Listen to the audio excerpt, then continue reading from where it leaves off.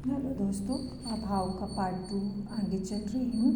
तो जैसे मुंबई में ये बात पता चलती है कि क्या कहते हैं, फिर से हमारे पंजाब केसरी महायुद्ध के बाद 7 साल के बाद फिर से वापस आ रहे हैं। आज फिर से शेर की दहाड़ सुनाई देगी। देश भर के लोग उस सिंह नर को देखने के लिए इकट्ठे हो रहे थे। सब उनकी गर्जना सुनकर पूरे जन सैलाब में खुशियाँ छा गई थी। तिलक ने कहा कि मैं विदेश में सुना था कि पंजाब के लोग जलियांवाले बाग में मार खाई है। वे पंजाब के शेर जिन्होंने इंग्लैंड फ्रांस के युद्ध में इंग्लैंड को जिताया, आज वही लोग अपने ही घर पर कुत्ते की तरह शिकार हो गए हैं और जनरल डायर खुशी मना रहा है।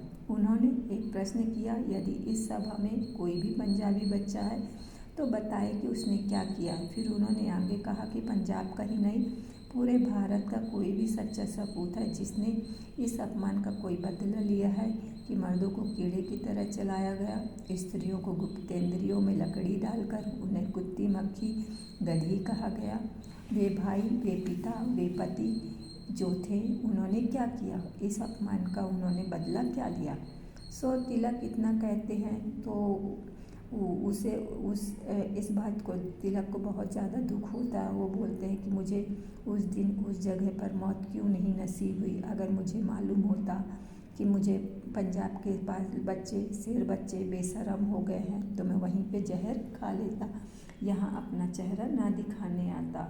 तो इस तरह से जो पब्लिक थी, जो जनता थी, बहुत ज़्यादा रो रही थी, सिसक रही थी।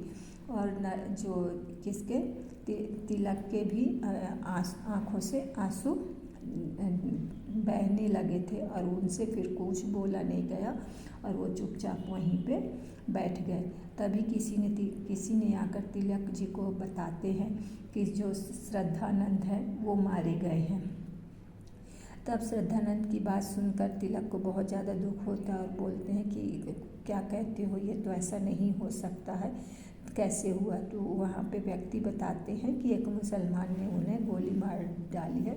तो तिलक जी बोलते कि क्या हुआ, पकड़ा गया? तो हाँ बोलते पकड़ा गया। तो तिलक जी उसी जगह पे जहाँ पे श्रद्धानंद की मृत्यु हुई थी उस जगह जाने की कोशिश करते हैं।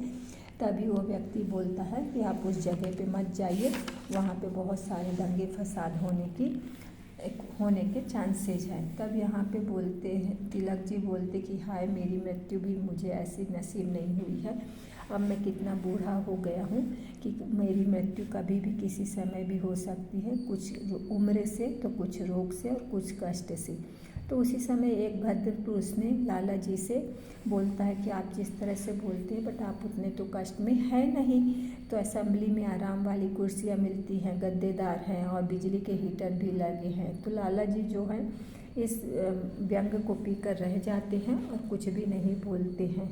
तो फिर आगे बोलते हैं कि लाला जी बोलते हैं कि ऐसा सुख होने के बाद भी जो सुख मैं जानना चाहता हूँ वैसा सुख नहीं है। तो यहाँ पे वही भद्र व्यक्ति फिर से लाला जी से प्रश्न करता है कि अगर ऐसा सुख नहीं होता तो आप वहाँ जाने की जिद ना करते, ये आपको शोभा स्थान नहीं देता। जब आप गोल पिंजड़े में खड़े होकर भाषण देते हैं तो ऐसा लगता है कोई एक्टर जो है या एक कुशल अभिनेता जो है अभिनय कर रहा है। तो उनके लाला जी के दुख में रहते हैं तो वो दुख से बोलते हैं कि अच्छा, तो लोग ऐसा कहते हैं और क्या कहते हैं, ठीक है। तो जो व्यक्ति था वो लज्जित होता है बट उनके बारे में और भी कुछ बोलते हैं कि हाँ, लाला जी क्या बोलते हैं कि क्या आपने सुना है और आप इनके जो सुनते हैं तो उनका मुंह तोड़ जवाब नहीं देंगे, सब सुन लेंगे, लोग मर्यादा से बाहर हो रहे हैं। तब यहाँ पे लाला जी सुनते हैं तो बोलते हैं मैं रोज़ सुनता हूँ, क्या कहते हैं, तो मैं कुछ नहीं करते। तो बोलते कि कैसे मर्यादा से बाहर हो रहे हैं? तो वो बताते हैं कि आप वतन फरोश हो गए हैं, देश के लिए घातक है, आराम चाहते हैं, कष्ट नहीं सह सकते हैं, ऐसे ऐसे बोलते हैं। और आप देश के जो बदनसीब लोग हैं उनका पैसा खा जाते हैं, ठीक है ना, जिसके कारण से पंजाब आपके ऊपर शर्म करता है, लज्जित है। तो यहाँ पे लाला जी बोलते अच्छा, पंजाबी बस लज्जित है ना, शुक्र है। तो यहाँ पे फिर वही भद्र व्यक्ति बोलता है कि आर्य समाज आपको अपने संस्था का क्या नहीं मानता है, मेंबर नहीं मानता है। तो लाला जी बोलते हैं अगर ऐसी बात है तो मैं कल ही त्याग पत्र भेज दूँगा। सो यहाँ पे अब वहाँ पे और भी बोलते हैं कि मद्रास अछूतोद्वार में फंड के रूप में अब 1 रुपया भी नहीं रह गया है। तो लाला जी उसी समय अपनी चेक बुक देते हैं और बोलते हैं कि ये जो चेक बुक ले लो और जितना 50-60 हज़ार रुपये है सारा का सारा बैंक अकाउंट में डालकर भेज दो।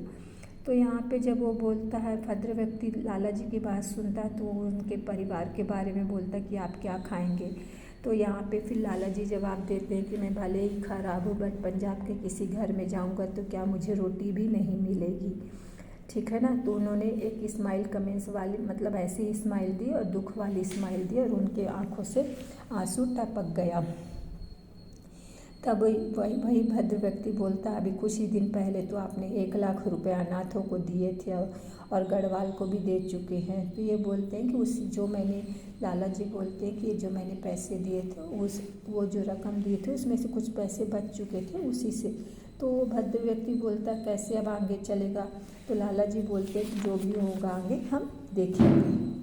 तो यहाँ पे बोलते हैं कि वह 1.5 लाख फिर वो भद्र व्यक्ति बोलता कि आपने 1.5 लाख रुपए अस्पताल को भी दान दे चुके हैं। तब लाला जी बोलते हैं कि जो भी है वो सब जायदाद के बेचने से हो जाएगा। तब वही भद्र व्यक्ति बोलता है कि आप लाला जी आप सब पैसा दान दे चुके हैं, सब पैसा ज़मीन जायदाद बेच चुके होंगे, तब आपका क्या कहते हैं आपके बाल बच्चे का क्या होगा। तब लाला जी जो है बहुत ही कठिनता से अपने आंसू को रोककर बोलते कि ये जो सब मैं कर रहा हूँ अपने बाल बच्चों के लिए कर रहा हूँ, ये मेरे बच्चों के लिए ही कर रहा हूँ। लोग मुझे ठीक ही बोलते हैं कि मैं स्वार्थी हो गया हूँ। तो वो व्यक्ति जो भद्र व्यक्ति बोलता है कि ठीक ही है, आप देवता हैं आप। तो यहाँ पे लाला जी उसकी बात को बोलते हैं कि आपको जो समझना है वो समझ लीजिए बट ये रुपया आप कल ही भिजवा देना। अब मैं और उनको समझाते हैं कि तुम लोग अपना अपना सारा काम बांट लो, अब मैं थक गया हूँ, अब मैं आराम चाहता हूँ।